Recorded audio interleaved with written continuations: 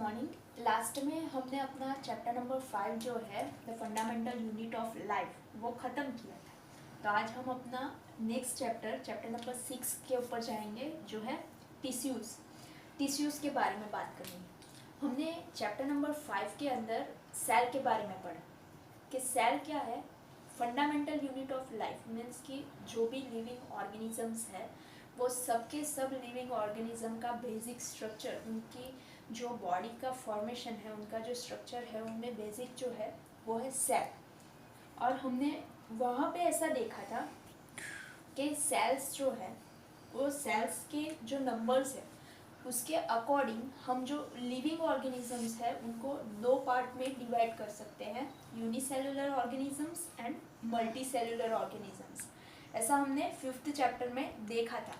और हमने ये भी देखा था कि यूनिसेलुलर ऑर्गेनिजम्स जो है वो यूनिसेलुलर ऑर्गेनिजम्स में जो सारे बॉडी के फंक्शंस होते हैं वो सारे फंक्शंस सिर्फ एक ही सेल करता है कि बॉडी के जो भी फंक्शंस है वो सारे फंक्शंस एक ही सेल करता है। फॉर एग्जांपल अगर हम अमीबा की बात करें वो यूनिसेलुलर ऑर्गेनिज्म है, तो उसकी बॉडी के अंदर के जो भी फंक्शंस है मीन्स के फूड का अपटेक हो, कोई नए सब्सटेंस को बनाने की बात हो, या फिर एक्सक्रिएशन हो, मतलब कि बॉडी के अंदर का जो वेस्ट है उसको सेल से बाहर निकालने की बात हो, तो वो सारे फंक्शंस जो है वो एक ही सेल करता है, एक ही सेल से वो सारे फंक्शंस होते हैं। बट हमने ये देखा था कि सेल के अंदर सेल्यूलर ऑर्गेनल्स होते हैं और सेलुलर ऑर्गेनल्स जो है वो अलग अलग काम करते हैं। और मल्टी सेलुलर की अगर हम बात करें तो हमने 5th चैप्टर में ऐसा बोला था कि जो भी ऑर्गेनिजम्स है, लिविंग ऑर्गेनिजम्स, उनके अंदर लेबर का डिवीज़न होता है कि उनकी बॉडी के जो भी फंक्शंस है वो बॉडी के फंक्शंस डिवाइड हो जाते हैं कि बॉडी का एक पार्ट जो है वो अलग काम करता है, दूसरा पार्ट अलग काम करता है। तो हमने ऐसा बोला था कि यूनिसेलुलर में सेलुलर ऑर्गेनल्स के थ्रू काम होते हैं, मल्टी सेलुलर में भी सेलुलर ऑर्गेनल्स के थ्रू काम होते हैं। लेकिन हमने ऐसा भी बोला था कि अलग अलग सेल जो है वो अलग अलग काम करते हैं। तो इस चैप्टर में हमें टिश्यू के बारे में पढ़ना है कि टिश्यू, तो सबसे पहले तो टिश्यू किसे बोलते हैं, what do mean by tissue.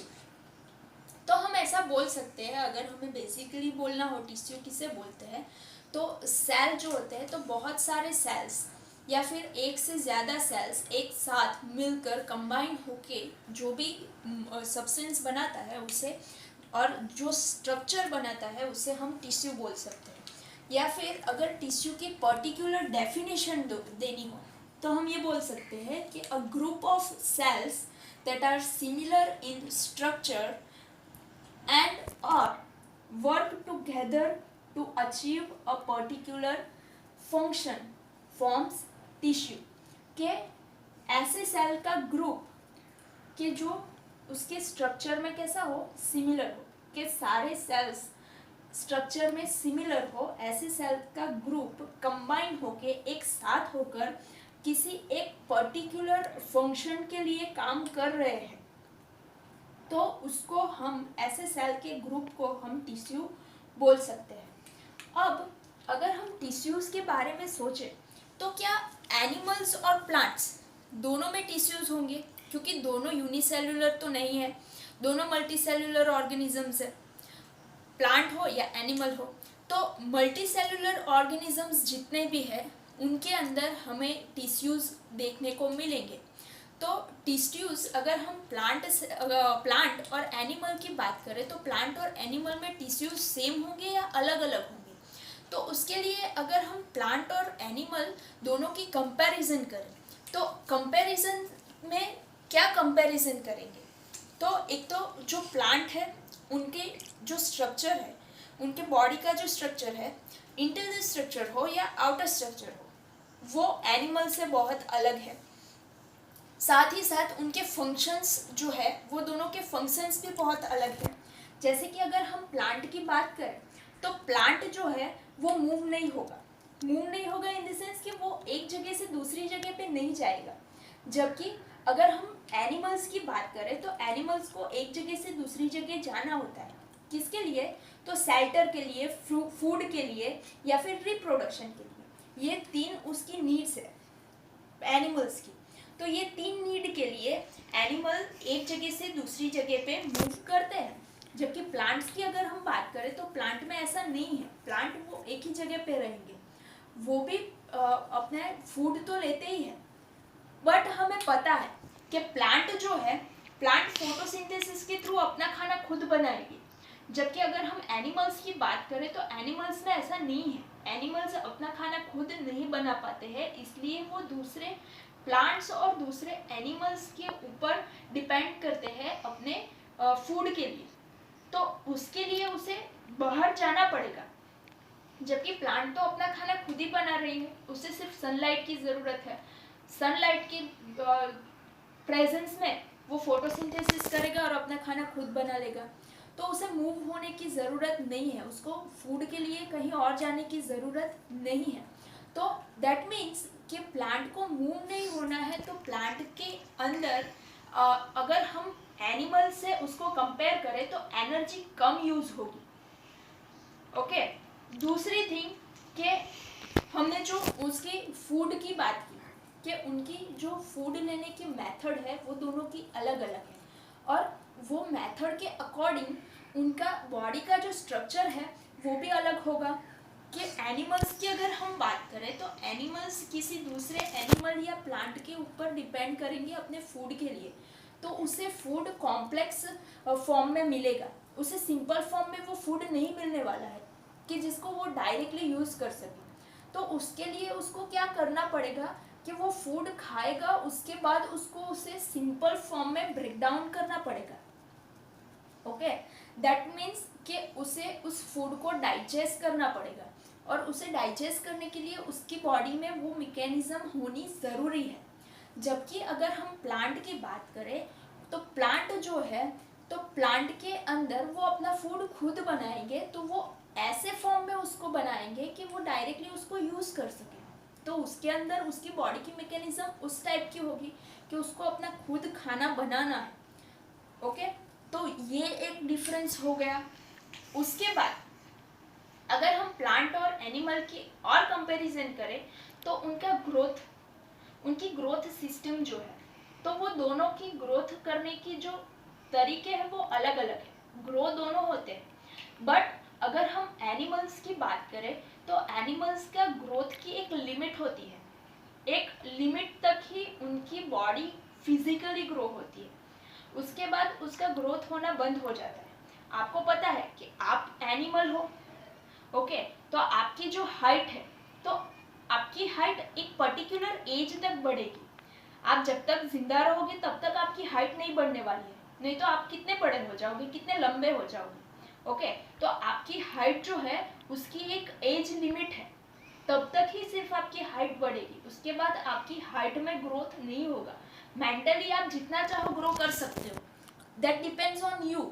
But physical growth की बात कर रही हूँ, फिजिकल ग्रोथ एक टाइम लिमिट होती है उसकी, तब तक ही एनिमल्स में फिजिकल ग्रोथ दिखाई देता है, उसके बाद उसमें फिजिकल ग्रोथ नहीं होगी।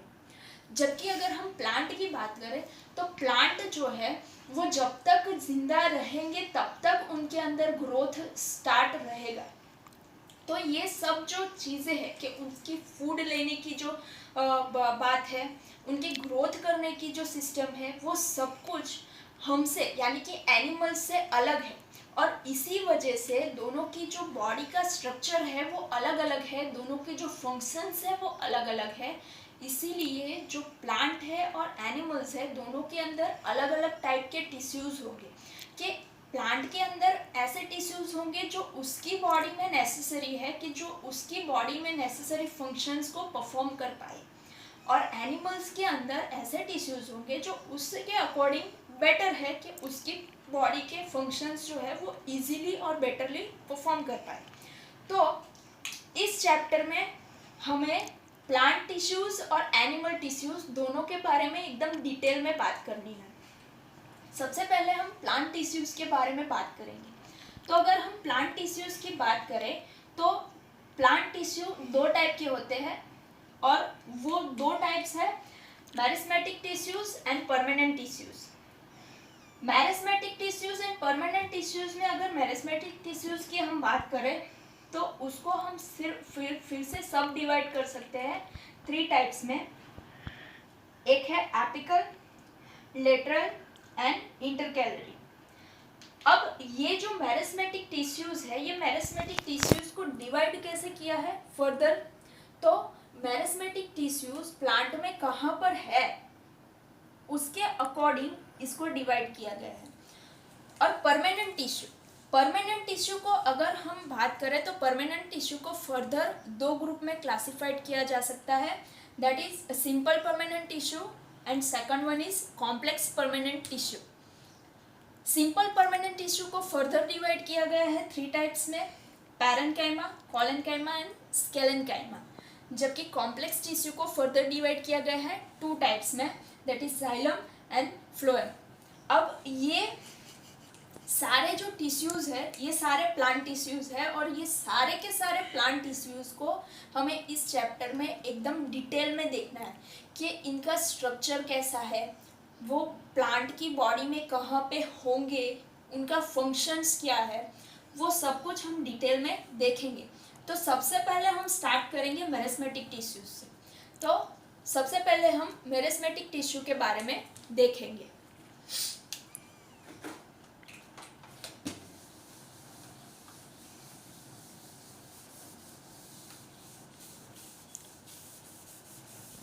मैरिस्मेटिक टिश्यूज के बारे में हम बात करें तो मैरिस्मेटिक टिश्यू किसे बोलते हैं, तो ऐसे टिश्यू कि जिसके सेल जो है वो कंटिन्यूअसली डिवीज़न करते हो, कि कंटिन्यूअसली वो सेल्स डिवाइड होते रहते हैं और उसको हम मैरिस्मेटिक टिश्यूज बोलते हैं। और ये जो मैरिस्मेटिक टिश्यू के सेल है वो कंटिन्यूअसली डिवाइड होते जाएंगे और फिर वो जब मैच्योर होंगे तो अपनी वो डिवीज़न की जो कैपेसिटी है, सेल डिवीज़न की कैपेसिटी, वो लॉस हो जाएगी उसकी। और सेल डिवीज़न की कैपेसिटी लॉस होने के बाद वो दूसरे टिश्यू के कंपाउंड बनाएंगे और वो जो दूसरे टिश्यू जो मैरिस्मेटिक टिश्यू के सेल की डिवीज़न कैपेसिटी ख़त्म होने के बाद बनेंगे तो वो बनेंगे परमानेंट टिश्यूज़। ओके, तो मैरिस्मेटिक टिश्यू मतलब क्या कि जो सेल्स जो है वो कंटिन्यूअसली डिवीज़न करते रहते हो, उसे हम मैरिस्मेटिक टिश्यूज बोलते हैं। और जो प्लांट्स है वो प्लांट्स की ग्रोथ के लिए जो भी टिश्यू जिम्मेदार है वो है मैरिस्मेटिक टिश्यू। मैरिस्मेटिक टिश्यू की वजह से प्लांट जो है वो कंटिन्यूअसली ग्रो होते रहता है, जब तक कि वो जिंदा है तब तक वो ग्रो करता रहता है। अब ऐसा ज़रूरी नहीं है कि प्लांट की सारे पार्ट्स ही कंटिन्यूअसली ग्रो होते रहते हैं। प्लांट के अंदर मैरिस्मेटिक टिश्यूज़ की जो प्रेजेंस है, वो जो एरिया है वो एरिया पर्टिकुलर एरिया डिसाइडेड है, पर्टिकुलर एरिया के अंदर ही मैरिस्मेटिक टिश्यूज़ प्रेजेंट होते हैं और वो ही एरिया ग्रो होता है। अब जहाँ पे प्रेजेंट है मैरिस्मेटिक टिश्यू और वो प्रेजेंट कहाँ पे है उसके अकॉर्डिंग मैरिस्मेटिक टिश्यूज़ को 3 टाइप्स में डिवाइड किया गया है। फर्स्ट है एपिकल, थर्ड है लेटरल एंड लास्ट जो है सेकंड है लेटरल एंड लास्ट थर्ड जो है वो है इंट्राकैलरी। के एपिकल टिश्यू की अगर बात करें, एपिकल मैरिस्मेटिक टिश्यू की अगर हम बात करें तो वो कहाँ पे होंगे, तो present at the growing tips of stem and the root. के स्टेम और रूट की जो ग्रोइंग टिप्स होती है, मतलब कि स्टेम और रूट के सबसे ऊपर का जो हिस्सा है जो कंटिन्यूअसली ग्रो होता है, वहाँ पर ये एपिकल मैरिस्मेटिक टिश्यू प्रेजेंट होंगे। और ये एपिकल मैरिस्मेटिक टिश्यू क्या करेंगे, तो स्टेम और रूट को लेंथ में उसकी लेंथ बढ़ाने में हेल्पफुल है। उसके बाद लेटरल टिश्यू की अगर बात करें तो वो कहाँ पे होगी, तो वो प्लांट के जो रूट है और स्टेम है उसकी साइड्स में होगी, उसकी आउटर साइड्स जो है वहाँ पे वो प्रेजेंट होगी। और उसका क्या काम क्या है, उसका फंक्शन क्या है, तो ये जैसे स्टेम और रूट की लेंथ बढ़ाएगा वो स्टेम और रूट की चौड़ाई बढ़ाएगा, उसका जो एरिया है वो एरिया बढ़ाने में वो हेल्पफुल होंगे। और तीसरी जो है वो है इंटरकैलरी, वो क्या है, वो कहाँ पे प्रेजेंट है, तो जो लीफ का बेस है, लीफ के बेस में और जो इंटरनोड्स होती है ब्रांचेस जो होते हैं प्लांट के, ब्रांचेस के अंदर जो इंटरनोड्स होते हैं वो इंटरनोड्स में भी ये इंटरकैलरी होती है। और ये क्या करेगी, तो ब्रांच के जो इंटरनोड्स है उसके बीच का डिस्टेंस बढ़ाने में वो हेल्पफुल होगी, और उसके अलावा वो प्लांट को सेकेंडरी ग्रोथ देने में हेल्पफुल होगी। सेकेंडरी ग्रोथ मीन्स व्हाट, कि हमें पता है कि एनिमल्स जो होते हैं वो प्लांट्स को ईट करते हैं। तो एक बार प्लांट को एनिमल्स के थ्रू ईट हो गए, वो एनिमल्स ने उसे ईट कर दिया, उसके बाद हमने देखा है कि जिस पार्ट को एनिमल ने खा लिया है वहाँ पे से नया पार्ट जो है प्लांट का वो डेवलप होगा। तो वो किसकी वजह से डेवलप होगा, तो वो इंट्राकैलरी जो मेरिस्मेटिक टिश्यू प्लांट के अंदर प्रेजेंट है उसकी वजह से वो क्या होगा, तो वो फिर से डेवलप होगा, तो उसे हम सेकेंडरी ग्रोथ बोलेंगे। तो ये मेरिस्मेटिक टिश्यूज़ के बारे में बात की। मेरिस्मेटिक टिश्यूज़ किसे बोलते हैं, कि जो जिस टिश्यूज़ के सेल कंटिन्यूअसली डिवीजन कर सकते हैं उसे हम मेरिस्मेटिक टिश्यूज़ बोलेंगे। और वो प्लांट में कहाँ पे प्रेजेंट है, किस जगह पे वो है, उसके अकॉर्डिंग उसको 3 टाइप्स में डिवाइड किया गया है, एपिकल, लेटरल एंड इंट्राकैलरी। एपिकल जो है वो प्लांट और रूट के टिप्स में होंगे, ग्रोविंग टिप्स में। लेटरल जो है वो प्लांट्स और रूट की साइड्स में होंगे, और इंट्राकैलरी जो है वो लीव्स के बेस में और इंटरनोड्स जो है उसके बीच में होंगे। एपिकल टिश्यू का फंक्शन क्या है, तो वो प्लांट के रूट और जो स्टेम है उसकी लेंथ बढ़ाएगा। लेटरल जो है वो उसका एरिया बढ़ाएगा, उसकी चौड़ाई बढ़ाएगा। और इंटरकैलरी जो है वो इंटरनोड के बीच का डिस्टेंस बढ़ाएगा, प्लस प्लांट्स को सेकेंडरी ग्रोथ देने वो हेल्पफुल होगा। अब हमने ऐसा बोला कि मेरिस्मेटिक टिश्यूज़ जो है वो मेरिस्मेटिक टिश्यूज़ प्लांट की ग्रोथ के लिए हेल्पफुल है।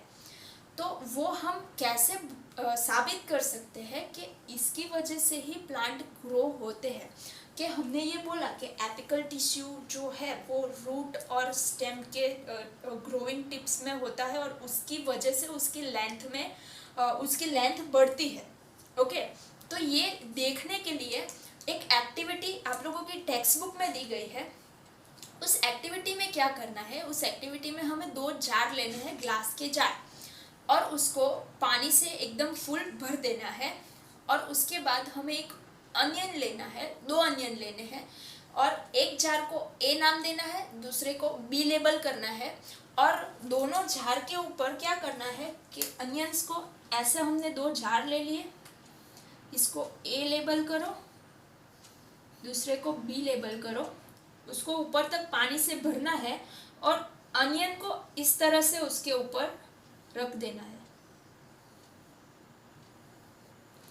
कि अनियन का जो रूट वाला पोर्शन जो होता है वो जार के पानी के अंदर रहे।